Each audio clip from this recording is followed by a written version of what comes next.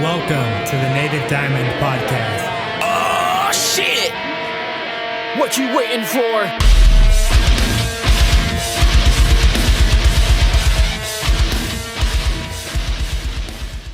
Please don't forget to like the video, hit subscribe, ring the bell. That way you're notified every time I drop a new episode of Native Diamond Podcast. What's going on, my dudes? Seth Mick here. This is Native Diamond Podcast. And on today's episode, I have Separating the Seas. How's it going, Seth? What's up, guys? Go ahead and give a little bio so that way they can put names with faces. For sure. Want to go first? Yeah. My name's Cody. I play guitar, write some of the music, hang out with the boys. My name's Forrest. I'm the vocalist, dad dancer of the band. And that's us. And that's about all goes into it. Yeah. Dude, thank you guys so much for being on the show. I really appreciate you guys being here. Absolutely, man. Thank you so much for having us. Yeah, we're stoked to be on it. Yeah. So I start off every episode with some icebreaker questions, and I'll go ahead and shoot them off. What is the most annoying band ever? I don't know why Disturbed came to my first. That was the first thing that I thought of. I would say Five Finger. I don't even. Yeah, that's a really good one. I don't even hate on those bands that much. Sick Breakdown or Sick Solo? If I have to pick, Breakdown. That's just how I'm feeling right now. I'm feeling nasty. yeah. I would say Solo. Oh wow. You make good solos. Thank you. Wow. Yeah. Does the devil really wear Prada? Yes. Yes, absolutely. Of course. Yes. Demi Lovato or Selena Gomez? Demi. She's Yeah, thick. Demi Mad Lovato. thick. Oh my gosh. Wifey material. Like, oh my gosh.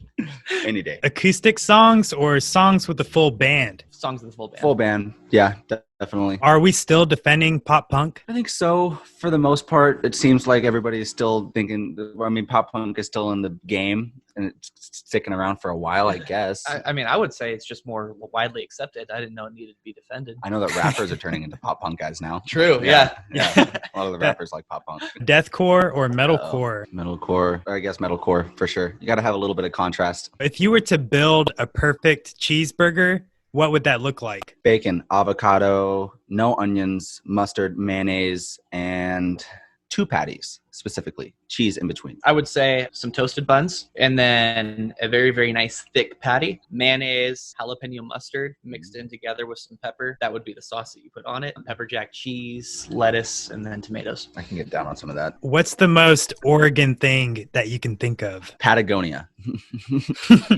Yeah. Everyone's wearing Patagonia. I here would in say Central Oregon. cyclists. For sure. Cyclists too. Yeah. Yeah. Limp Biscuit or Biscuits and Gravy? Biscuits and gravy. Gravy, yeah. Yeah, man. Favorite old school song? Right now, it's like "Don't Stop Me Now" by Queen. Oh, shit. That's actually Yeah, not a bad yeah, one. I like that song. I don't know how old school it is, but The Kids Aren't Alright by Offspring. 90s rock or 90s rap? 90s rock. Did you say rock? Yeah. Rock. Oh, I'd say rap. That sounds like the grunge era. I think I'd go 90s rap over 90s grunge. I don't know. I was definitely listening to more rock than rap back then. For sure. Fair I think enough. the only 90s rapper I listened to was Eminem. Circle Pit or Wall of Death? Circle Pit. Circle Pit. Yeah. People die in the Wall of Death. It's getting dangerous nowadays. Yes, seriously. Vinyl records or Spotify streaming? Spotify streaming. Spotify streaming. But if I'm gonna buy anything, it's definitely gonna be a vinyl record. Don't have a record player, For so sure, I've never yeah. had the need to get one. It just seems like you have to get a lot of parts. You do, and they're expensive too. Yeah, I think they're aesthetically pleasing. Very, yeah. What band would you want to go on a vacay with and why? Dance Gavin Dance, because all those guys just look like so much fun, and I want to smoke weed with them real bad.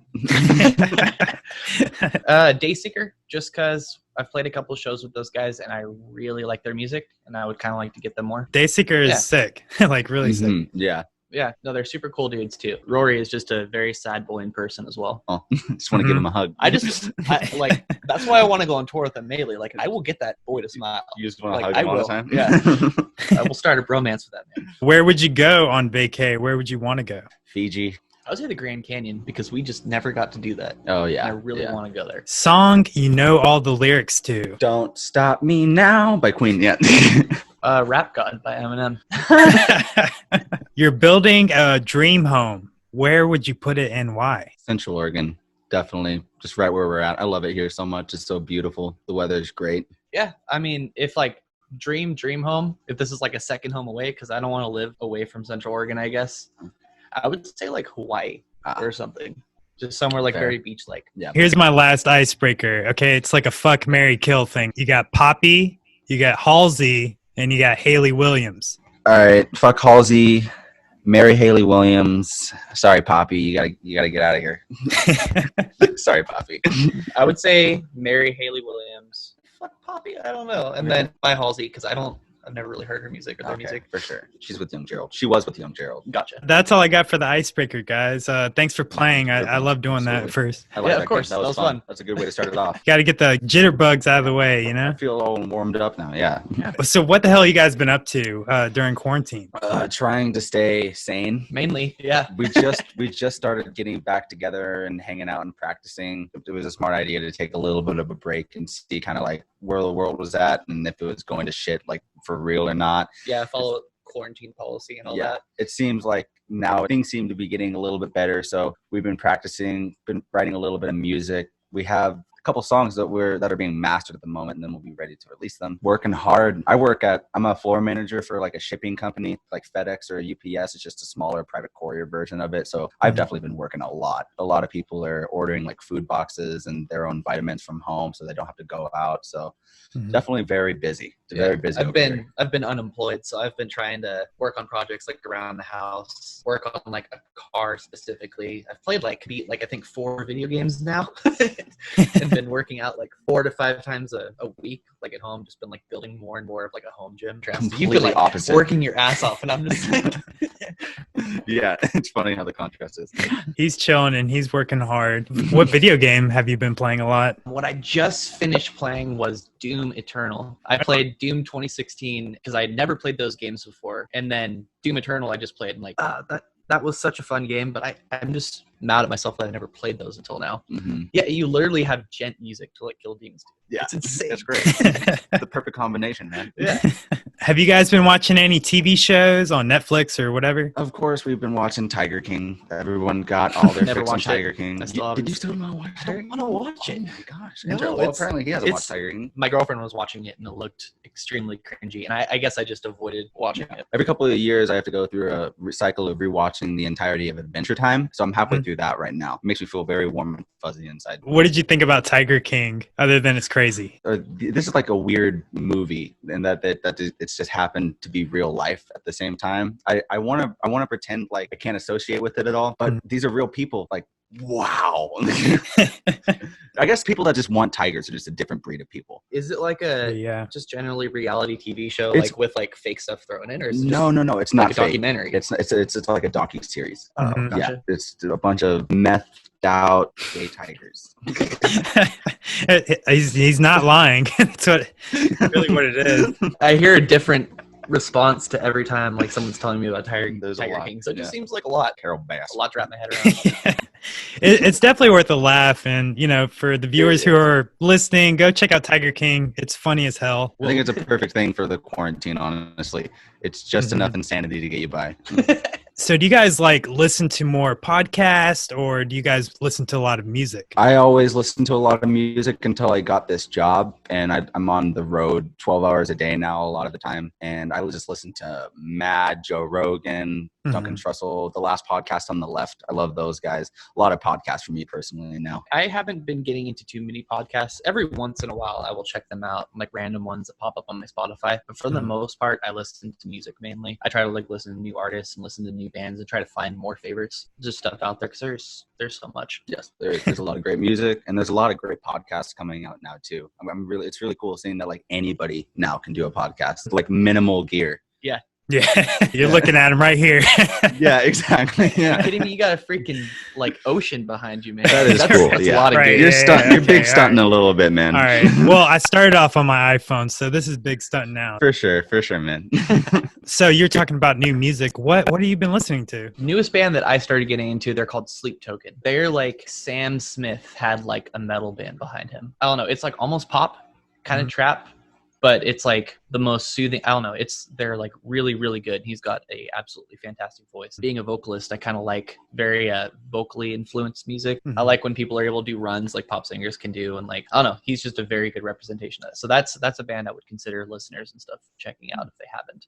Cool. They're definitely up and coming. Definitely will be pretty popular soon. Okay, for sure. Mhm. Do you guys listen to like a lot of rap influenced like new metalcore now? I listened to a little bit of it. I noticed that you're having Dead Crown on. Yes, yeah, I those guys are love cool. those guys. Kendall is such a great guy, dude. So fun to hang out with, and I do love Dead Crown too. Like, Dude. I love how they're kind of like rap inspired metal. That's the first band that I found that was like. I know that they're not the first one to do it, but they're the first ones that really like clicked with me. Yeah. Yeah, likewise, they definitely got me into that style. I listen to them for like select purposes. My warm up is 30 minutes on the punching bag, and so Crucify Me, their new album, that is my backtrack to Hitting the Bag. Right on. Because it's just about 30 minutes long. Freaking slaps, man. Yeah, it does. I Just know, want to right? like keep hitting the Yeah. bag. So I got a request off Twitter. They wanted you to scream on the spot. There are Scream people on the sleeping in this house right now. You don't have to. Okay, I can. It's- I got one for you. I'll do it.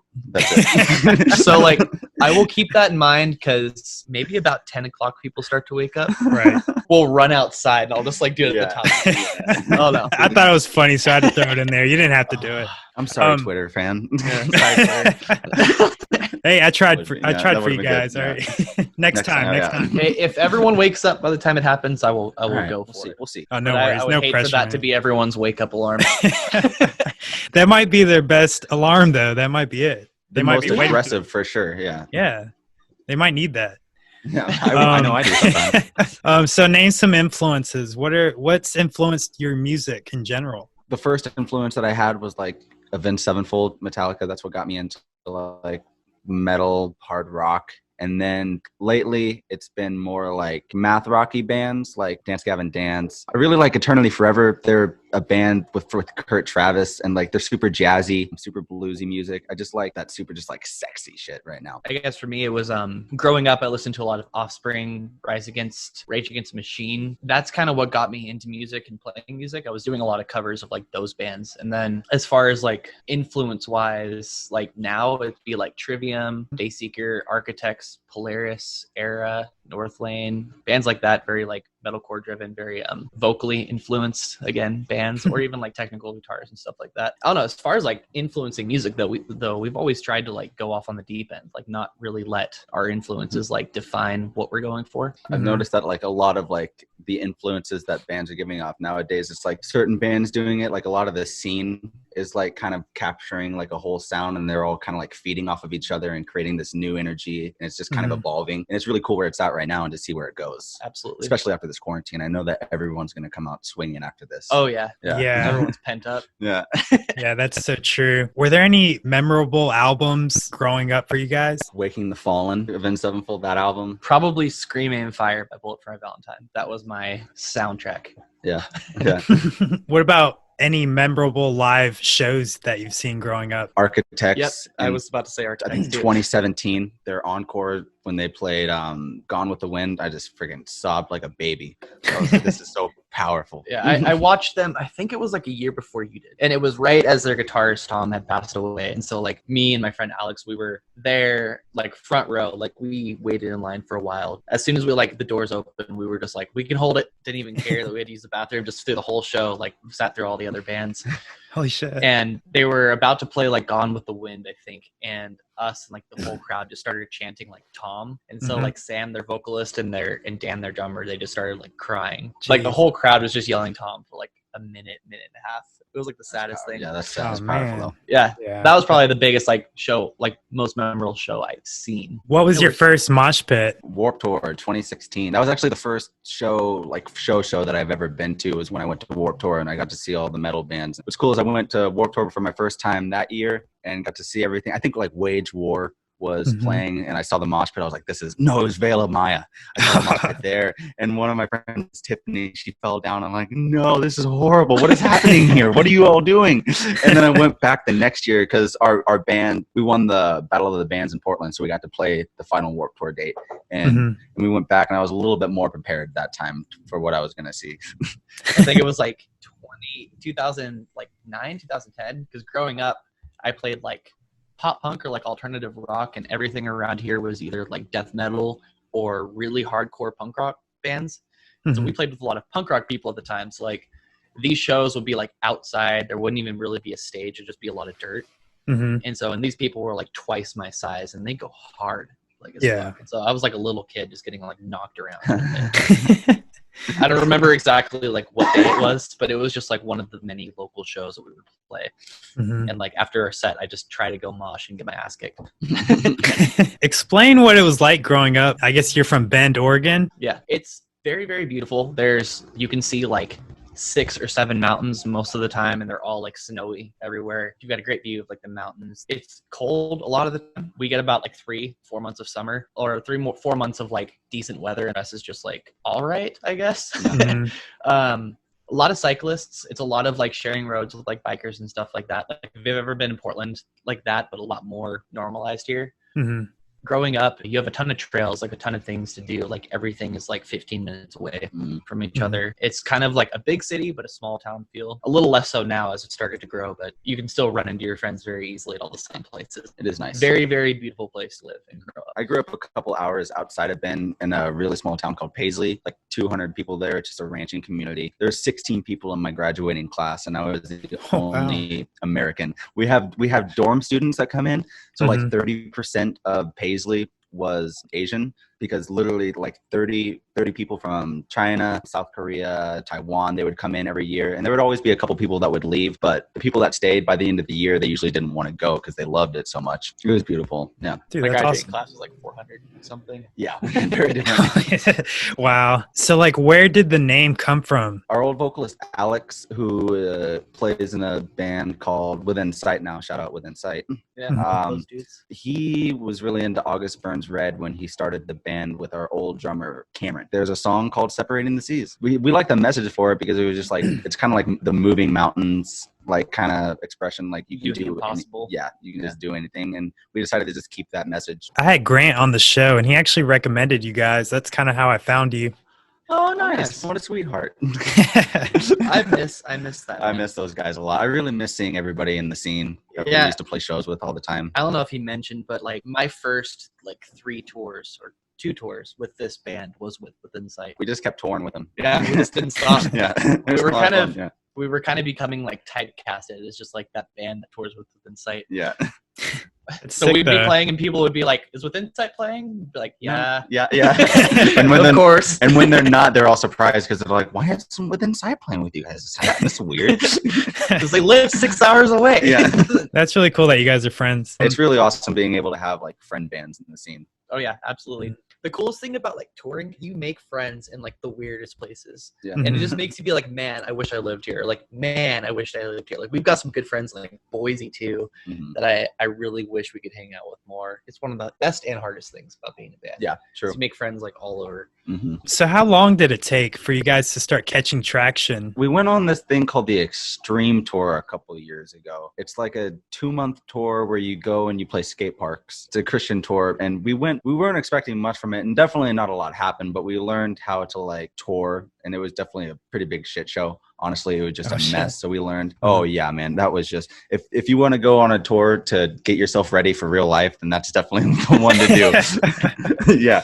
But I think after that, that's when we kind of decided that we needed to address our sound. We decided that like we wanted to have a lot more clean vocals. So once we got Forrest and started writing music that we enjoyed more, people just started responding to it better than our old stuff that we were doing. And that's kind of where we're at now. How many times did you guys have to play empty sets before things started to catch on? Depending on where we play, there's still going to be empty sets. Like it's always a shot in the dark when you're going to a new area. You do your best. You either contact a promoter, you like find local bands that will bring people there. And there's always the local bands that say, oh yeah, we can bring tons of people. But I mean, you only have their word. And sometimes it just doesn't fill up as much as you want. It's never been like a big deal to me if there's like 10 people or 100. There was one show that we played in South Dakota, and there was a really good blues band that played like right before us. Do you like how cold it was that night too?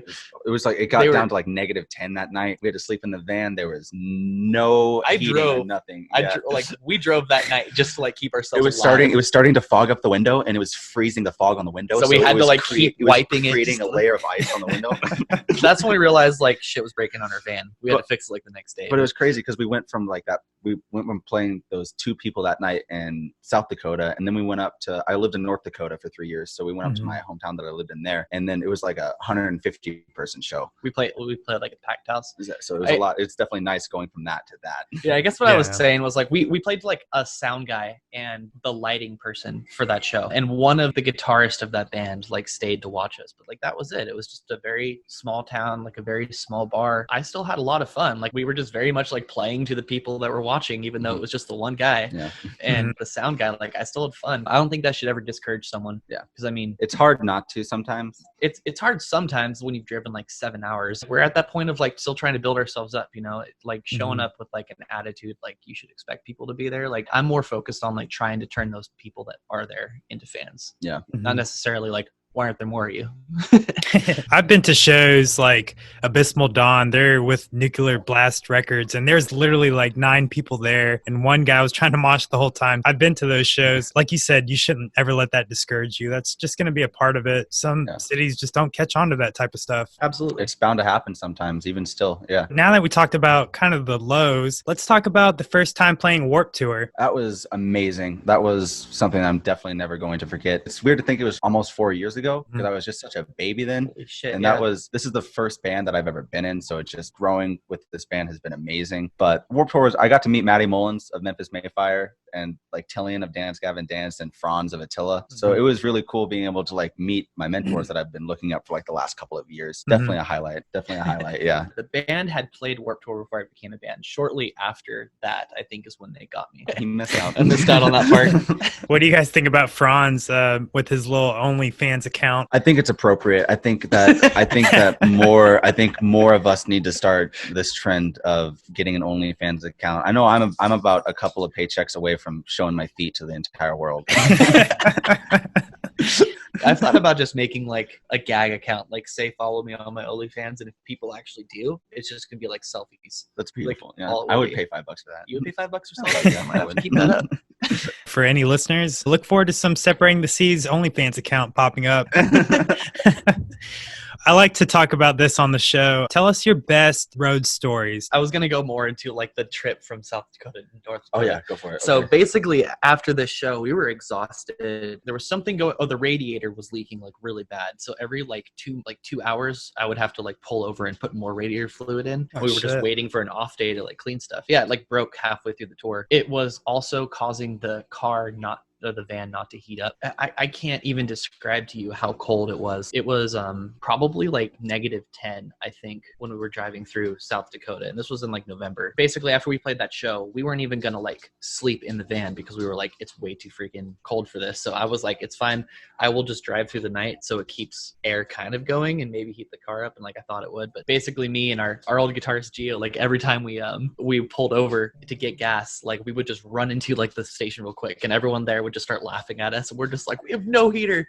We bought this like little thing that was supposed to plug into the dash and apparently be a heater, and so we had blankets over us, and so we would just keep passing it back and forth between each other to warm ourselves up. Cody and our old drummer Cameron and Alex, they were just like bundled up underneath blankets the entire time, just like they didn't come out the entire drive there.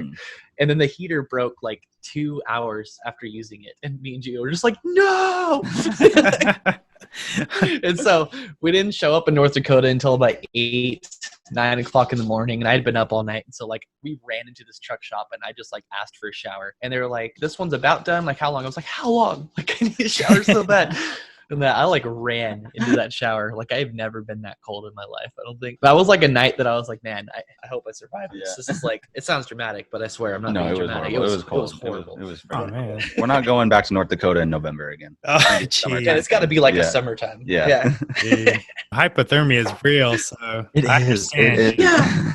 I swear, like I was afraid to even like I didn't feel the hot water for like the first like 2-3 minutes. I was like, I hope I'm not burning myself. Like, you guys have any more stories you want to share? This one's not really that.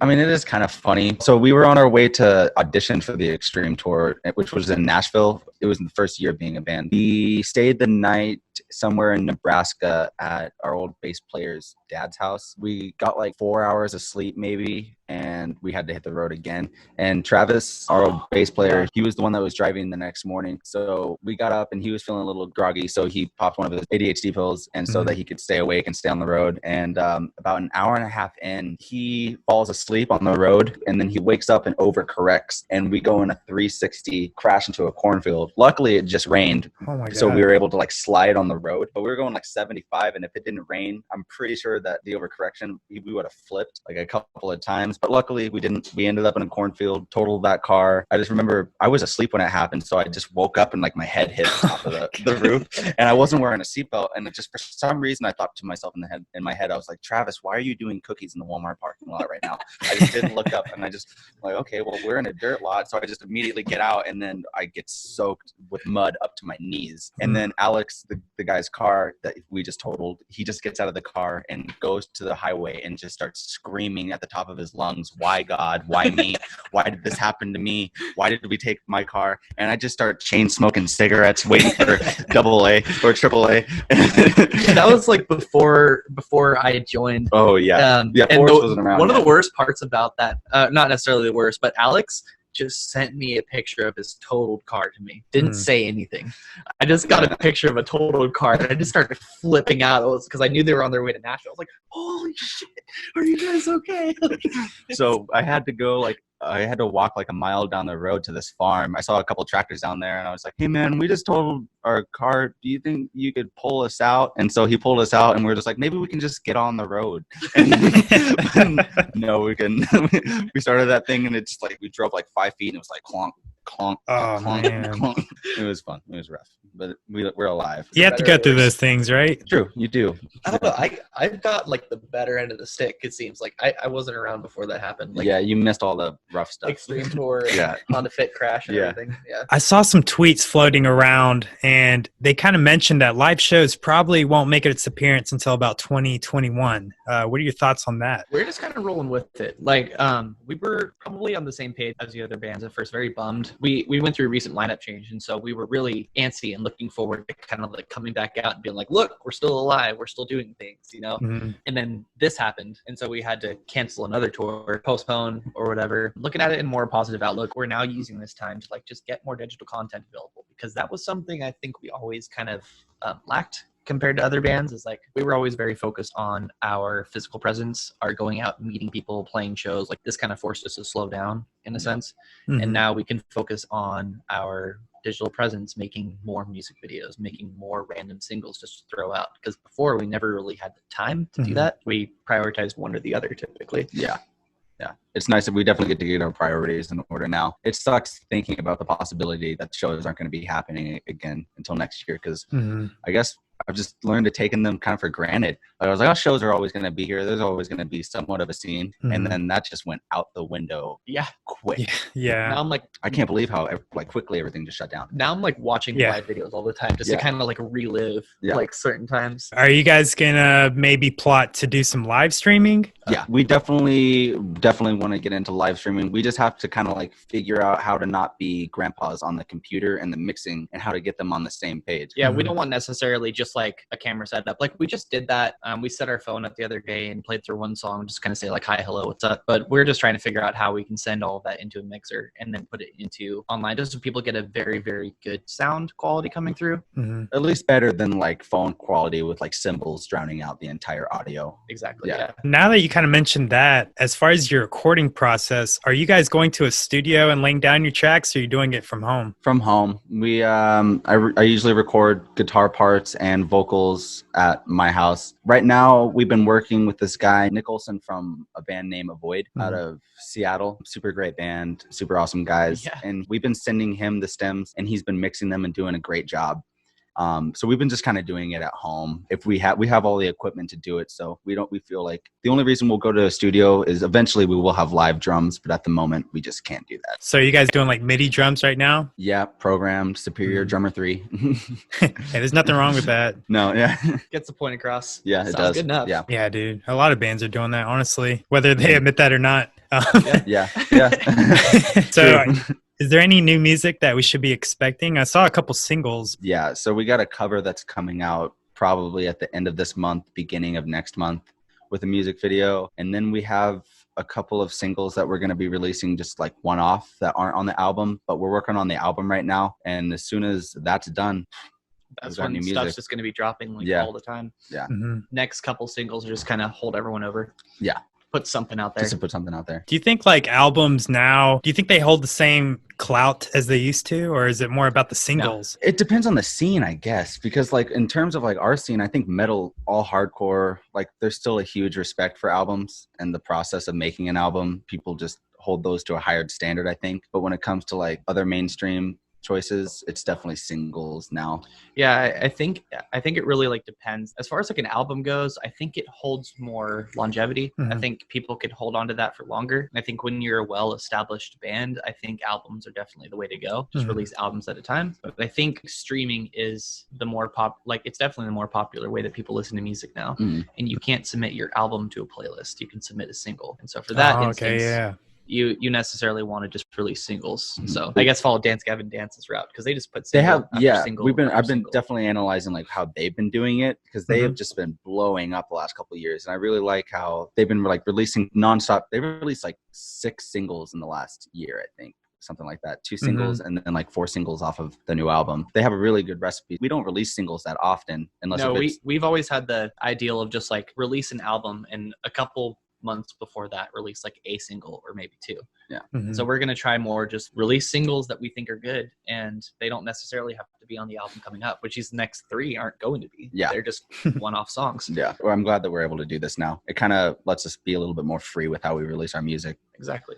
This is just my opinion, so take it at face value, but I think like hip hop is kind of winning in a sense because they're putting out a lot more content, keeping their audience enticed. You know what I mean? Some bands, it takes forever to get like the next album or whatever. They go sometimes 2 years without anything. So do you think it's more important now for bands to throw out singles a lot more often? I think so. Yeah. And especially with like our style of music, it just takes so long. The process is so long to just even get one single out there, to get it completely mixed and mastered and everything. Unless if you're doing it yourself, if you're like a master producer and you can do everything yourself, then you can probably get it out there quickly. I guess, I do think that it would help the entirety of the scene if people busted out a lot more singles like on a monthly basis. It would keep more people engaged, definitely. Yeah, because you definitely are right there. Rap has definitely taken over the game with how often they were able to saturate with just music. It doesn't even have to be good.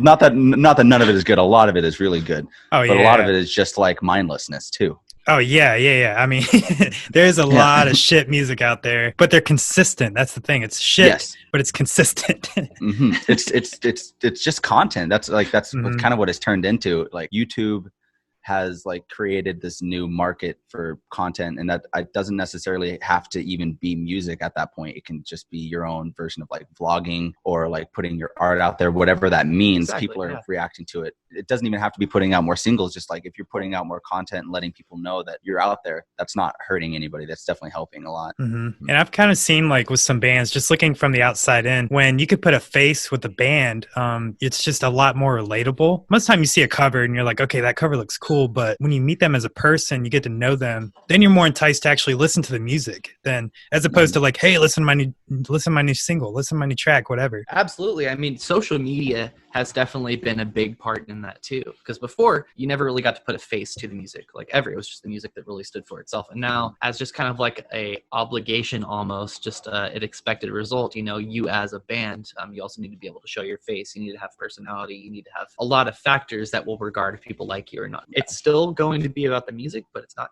just about the music anymore. Yeah, you want to be likable. You want to have friends. Yeah. Who do you think is the most charismatic frontman right now in the scene? Well, that one dude from Trapped, probably. Probably, dude.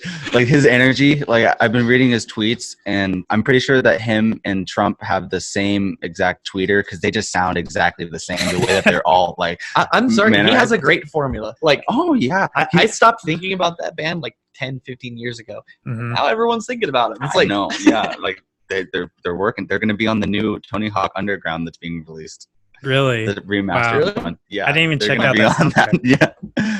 Yeah. Trapped is on there. I know we should probably boycott that. Yeah, right. I would probably Like, I haven't played a show with them in a while, but probably Benny Scholl from Avoid. Yeah.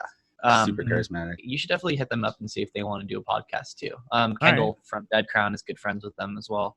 He's definitely a fun person on stage. Like, I learned a lot of good things from him when I watched them play.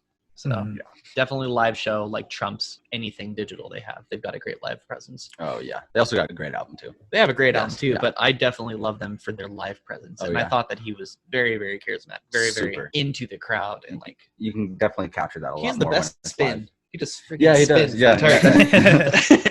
Do you think bad publicity is still publicity and it's fine? You know, these guys who play the villain role. I think to an extent, maybe, but if you get that many people like hating, I don't know, it's a dangerous game. I guess it's worked for so many people. Like, I understand the need for controversy and I understand the need for people to get in arguments about you. Like, it's a tactic that does work, but I personally would never want that on us.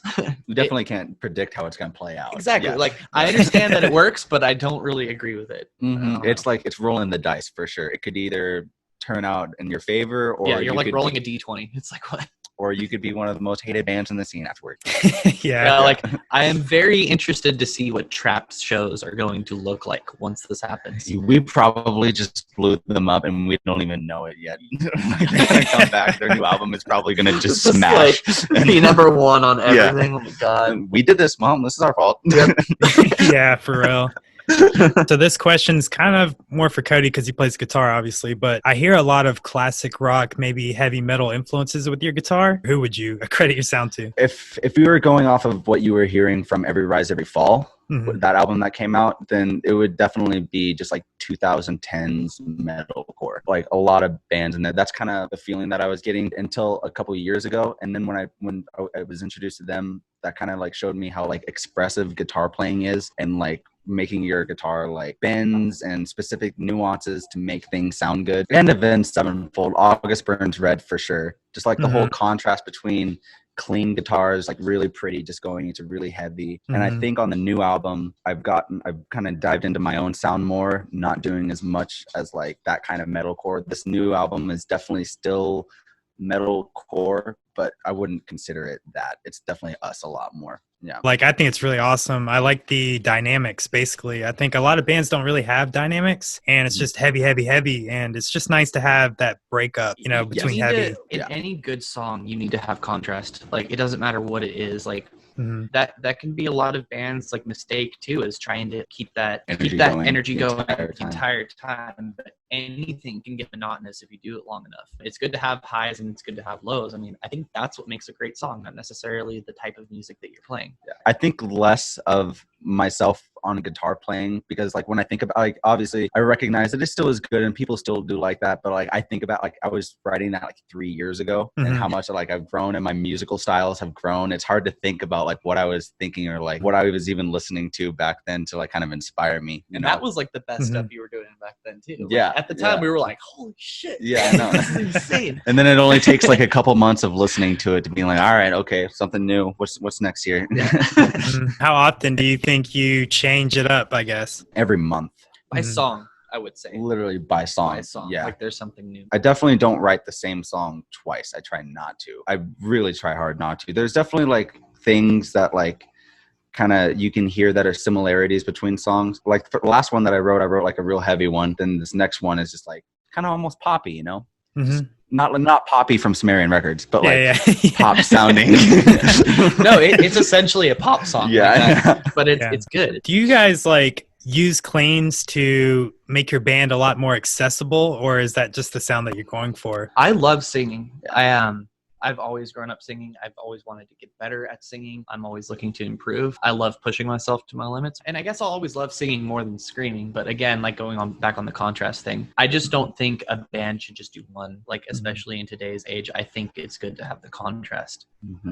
So the singing isn't necessarily there just to be available or be more like relatable. It's there because I think melodies can get feelings across sometimes. And then other times I think screaming can get that feeling across even better. I love mixing it up, not releasing the same song twice. That's all I really have to say about that. And everybody in the band also, I think we all have pretty voices too. We all enjoy singing, definitely, even if we don't do it that much. This album will definitely have all of us singing, which is really cool because usually it's always just Forrest, and now we're all kind of like integrating a little bit. We definitely enjoy the cleans. You know, sometimes I talk to I would say like out of touch metal people, and they're like, you have to be one or the other, and they don't accept the combination of, you know, the fusion of different genres. I mean, that's completely fine. And like everyone's got their opinions. I don't think anyone has the right answer to that. It's how you build your band. And I mean, if your band takes off because of it, hell yeah. Yeah, for the most part, it's just subjective. Yeah, but like for the my thought process has always been, you know, like mix it up, give that person someone they're not going to expect, and really try to delve out of your comfort zone. We've made a lot of songs that are super cool because of that. Yeah, we've made a couple not so good ones that never made the face of the earth. Yeah, plenty of those ones too. But we still tried something different and listened to it. We're like, all right. Okay, well, that didn't work. That didn't work at all. Well, something that I like personally is being able to sing along with a song, because sometimes you're just like, man, I just want to sing along to something, you know? Exactly. Yeah. So I think it's very important. I agree. Yeah, it's important to have melody. When Parkway Drive was still like not necessarily up and coming, but like during their Deep Blue days, I forget the name of the song on that. I haven't heard that album in so long, but there was one song that they had this like vocal chant. It was the first time they had singing in their music, and that was like the coolest song because you could sing along to it. Didn't necessarily open my eyes to that aspect, but it was like one of the most popular songs because there was something you could sing along to for sure. And whether metalheads or anyone alike wants to admit it or not, singing is very popular because it is very easy to sing along with, because it's something we've been in tune with for thousands of years. Yeah. It's like, screaming only became normalized like not that long ago. Not everybody can scream along with your songs. No. Yeah. Yeah, true. Very true. Do you guys have any guilty pleasures as far as music? Something that you're not proud to admit, but you listen to anyways? Probably Avril Lavigne. Really? Yeah. Interesting. Every once in a while. Interesting. She doesn't really have a bad song. I mean, Mr. Brightside was my guilty pleasure song, mostly because I put that song on in the warehouse and everyone tells me to shut it off immediately. Or like Nickelback. I don't hate Nickelback, man. I can vibe on them a little bit. Definitely if I drink a couple like Coors Lights, I have to get in that zone. Yeah. Yeah. You have to be in Paisley, I think, Yeah. to really be enjoying Be in the small town vibes. Yeah. No, I totally get that. I'm a chef, so like I'm always in the kitchen, and you know, you can't always play like screaming shit because everyone's like, what the, you know, I don't want to hear that shit. So yeah, sometimes you have to compromise with like a Nickelback or fucking a Trapped or whatever. Because not everyone wants to hear that screaming shit. That shit kind of makes people's heads spin sometimes if they're not into it. It takes people time to get used to it. I know when I first heard screaming, I had the same attitude. Like I don't know why. It was just my brother got me into like this. I think it was Your Betrayal by Bolt for a Valentine that he showed me, and I was like, it's good, but when he screams, oh no, there's too much screaming. That song has like almost no screaming in it. It was like 2 or 3 screams in it. I just like, it's too much. It's an acquired taste. It's like fine wine. I like the music, but I just don't understand why he's so angry. I just can't understand what he's saying.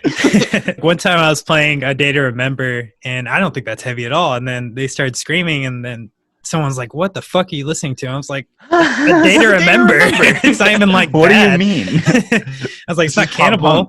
Yeah, like dude. maybe Second Sucks. That might turn someone away, but it's like, actually, I think it was that song. Yeah. I think it was that song that I was playing, and they were like, was it? what? Yeah, I'm pretty Really? sure it was. That's Yeah. Because that was like the hardest song. Yeah. What are your favorite songs of yours that you play live that you just love from your discography? The Moment I Breathe off of Every Rise is a really, really heavy hitting song and fun to play live. Geo gave him like a big cut On the side of the head, on from his headstock. he has like one of those Jackson guitars with the pointy headstocks. And me and him were just going crazy, and like he just looked at me and he's like, I'm just gonna stab you in the fucking eye. Yeah, and he got me. They would hand there's this breakdown in the middle of it where Geo and Cody would half the time just throw down their guitars and just start wrestling. Oh yeah. Like it would just like not even be so it's and then the end of that song, there's this like 2-3 minute like repetitive chant singing part that like happens in it. A lot of the times people would sing along at those, so it's like not only like a very, very heavy hitting song, but has a very memorable moment. We almost always ended our set with that a song lot of too. times. Yeah,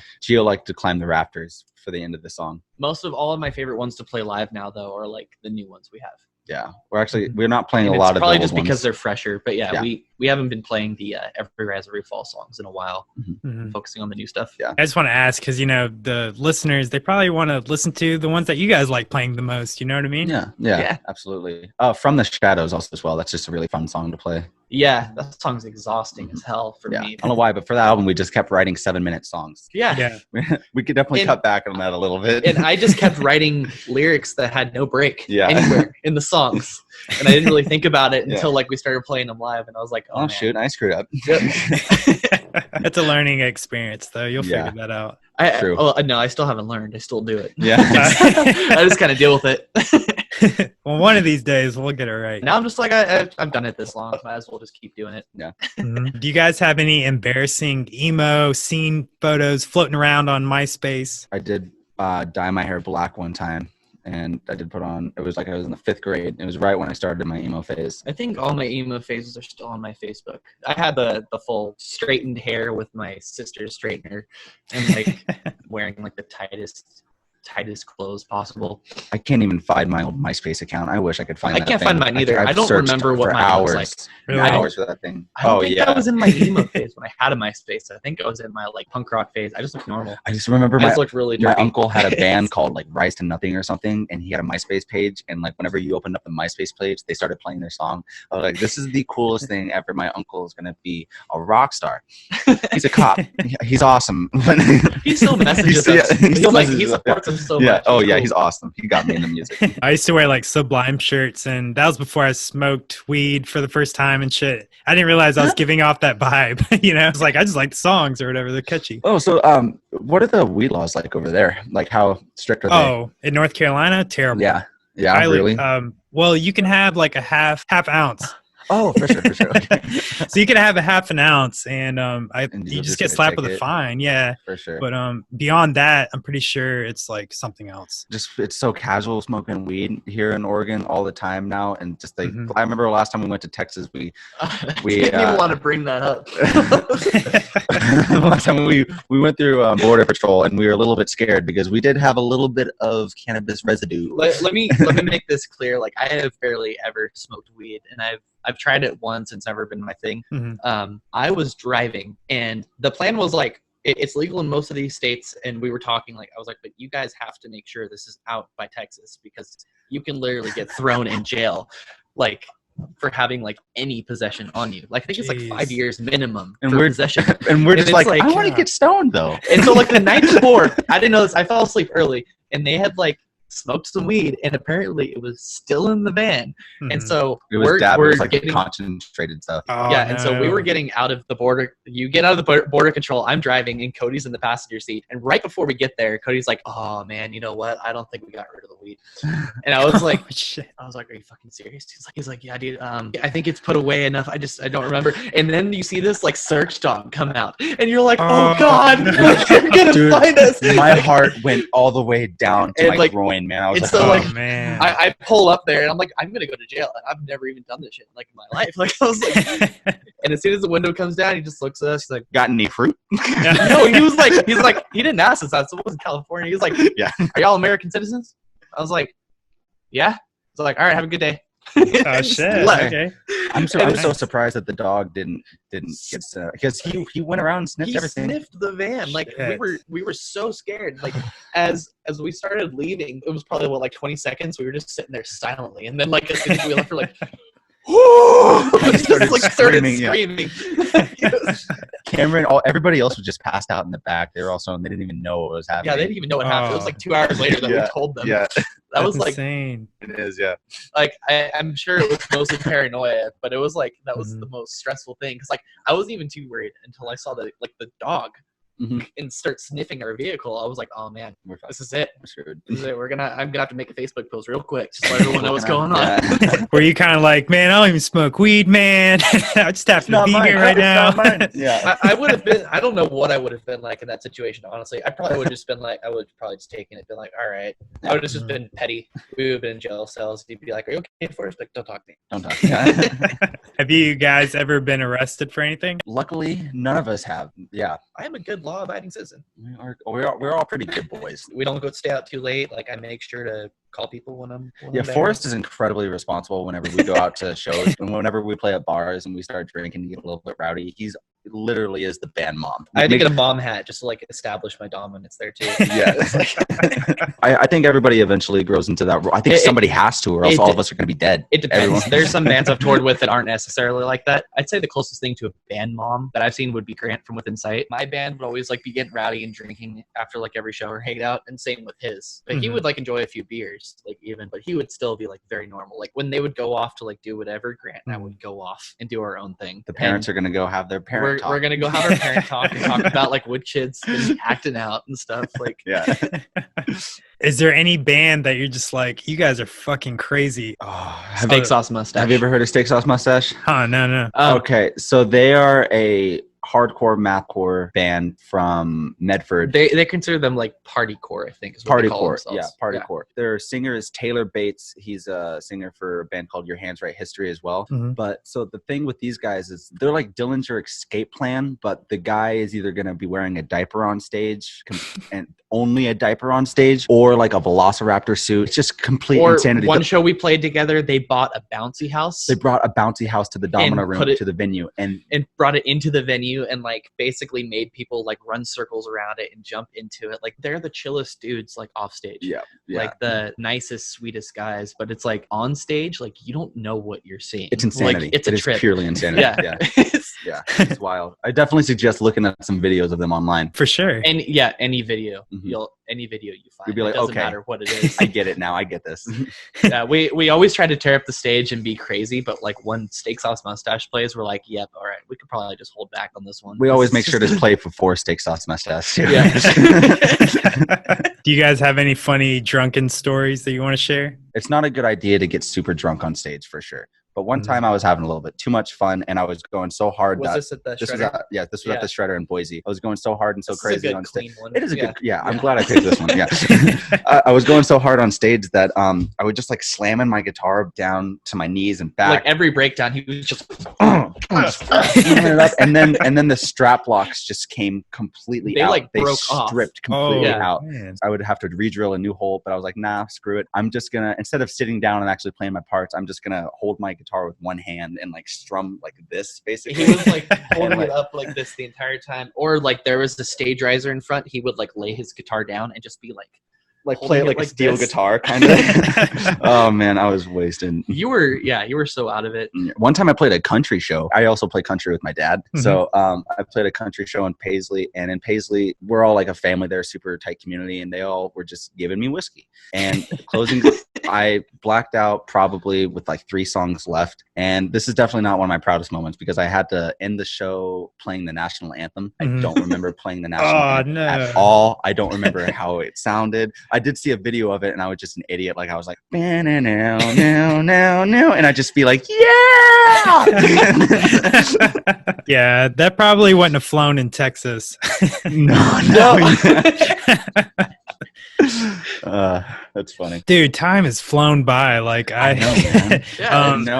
I'm basically like it's been an hour already. Yeah, I'm basically at the end of this thing. I'm gonna start wrapping it up here. I really appreciate you guys being on the show for real. I appreciate the time that you guys have spent with us, or me. Like I'm in third person or something. Who else is back there? It's the turtle. It's the seagull. It's the turtle. Yeah, all my friends here. Okay. We've all enjoyed your company a lot. You too, man. It's been a pleasure talking with you. Yeah, absolutely. Pleasure to meet you too. Yeah, dude. I really appreciate it. Screen to screen. We should do this again sometime. We will. I try to get regulars on the show, so you guys more than welcome to hop on anytime. Right, so anyway, last question, because we started off fun, so why not end it in a fun way, right? Sure. Are aliens real and why? Bro. Yes, absolutely. I don't know, man. I used to think for sure. And then the government just came out and they're like, yeah, we got these saucers that are coming around and nobody gives a shit. Nobody gives a shit about it. So like now I'm starting to think that the government probably just wants us to think the aliens are real. I'm just flip-flopping back and forth to each conspiracy theory. Once the government says it, it's like, okay, maybe it's not. Okay, it's the opposite of that. No, I absolutely believe that, like, not necessarily that like UFO sightings are real if they are or aren't. Like, I just think that it's very, very hard to believe that we would be the only type of life form on the planet, even the most intelligent. Like, maybe we are and maybe we aren't. It's just the universe is like so crazy big. It's hard to imagine that, like, we're the only ones that just kind of poofed. Yeah, and for sure started making podcasts and stuff. If there are any aliens out there, you can find us on Spotify, iTunes, Google Play. Yeah. Any social media site, all of your streaming platforms. Yeah. I think we're on Pandora now even. Yeah, finally. Yeah. It took us 2 years to get on Pandora. Yeah, but you guys are never gonna get streams like Trapped, so I don't know why you're on Of there. course not. No. Like I don't even know why. if the band ever hits like a complete breaking point, I'll just start Mhm. taking his role and just start fights with other bands. Hey, we have yeah, dude. 2.2 I'm million. 193 pounds. I'm trained. All else fails, just go to the villain role, okay? You guys aren't catching traction. Yeah, take it on. Just do it. Mhm. Fuck it. That's the way to do Just it. Yeah. Who I cares? agree. Yeah. I mean, Ice Nine changed it up, dude. What do they do? They went to like the Nightmare on Elm Street, well, like the horror theme Oh, stuff. yeah. They used to not do that. I mean, I do really like what they were doing there. I just thought Mhm. that I didn't know if they were always like that or if this was something new. I definitely dig it though. They definitely caught a new wave with that kind of stuff. Yeah. Introducing that into the metal scene is pretty cool. Fun fact for everyone listening: they used to be a ska band, and that's actually what they were when they started. What? Yes. No. Yes. No. Is it Um, still online? I have to find Seriously, that's. Oh my gosh. I heard him on the Punk Rock NBA podcast. That's like my favorite podcast. And they Oh, said yeah. that he said he started a ska band, and that's how they started. And then they eventually switched over and started gaining traction that way. That is freaking ridiculous. Yeah, dude. that. Yeah. So hey, when in doubt, switch Okay, it out, for sure. dude. I really hope there's some YouTube videos of that. Yeah, honestly, that's what you got to do. Even if it's an entire genre change. All right. I guess if we don't make it, start fights on Twitter and then Scott. Yes. Yeah. And Poppy. That's- Poppy used to be just straight EDM pop shit. Oh yeah. I remember seeing her like 3 or 4 years ago, and I was like, okay, this Yeah. is kind of cool. I'm- and then she got signed to Sumerian, I think, and then that's Mhm. when that video came out. I'm and- probably the only person that thinks it's actually not that bad. No, I think she's I alright. listened. I listened to the entire album because I was like, I'm gonna give it Really? a chance. Because the single I didn't really like, and I Mhm. was like, I'm gonna listen to it. It's got like major Queen vibes. She does some crazy like melodies. Like not all of it's good. I'll give it that. Like there's some Mhm. parts that are cringy, but there's a lot of like really dramatic ups and downs. Like the songwriting's really good. Okay. So like I'm actually like when they drop another album, I will listen to it. I like her, but I think she's a plant. I forget the guy's name, but it's like this guy basically is the vision behind her. She's just kind of doing what he says. So I Yeah, think she's just kind of a plant. I man. see that too, and she's. Mhm. I'm sure, like if they have an image, like yeah, I'm sure they're gonna roll with it. That's probably what they want. But Probably. Mhm. like I don't know, I admired the guitar solos. I admired the songwriting. Like it wasn't boring. It was very like trippy the entire way through. True. Mhm. So It was hard to predict what was going to happen next. yeah, Yeah. I don't know. Yeah. I didn't think it was that bad. Oh, I'm I not hating on understand it. why they get a lot of hate, Yeah. Mhm. but I didn't think it was that bad. Yeah, it's really not did that the burn. bad, actually. Any final thoughts? Anything that you want to leave the viewers about your band? Anything you want to say before we head out? Well, you can find us on Facebook, Instagram, Twitter, not separating the C's, except for Twitter. It's the C's official. You can find me at my OnlyFans at Cody C Sauce. And $5 feet pics. $5 fee picks. Yeah, just check us out on social media. Check us out. Say hey. We always try to be responsive. Always try and $5 footlongs. That's great. I'm gonna have to put a Subway sub on the thumbnail please now. do it. yeah. Yeah, I I'm mean, happy. you're not I'm wrong. happy. It's $5 and it's a foot long. Just one Like, big thumbs up.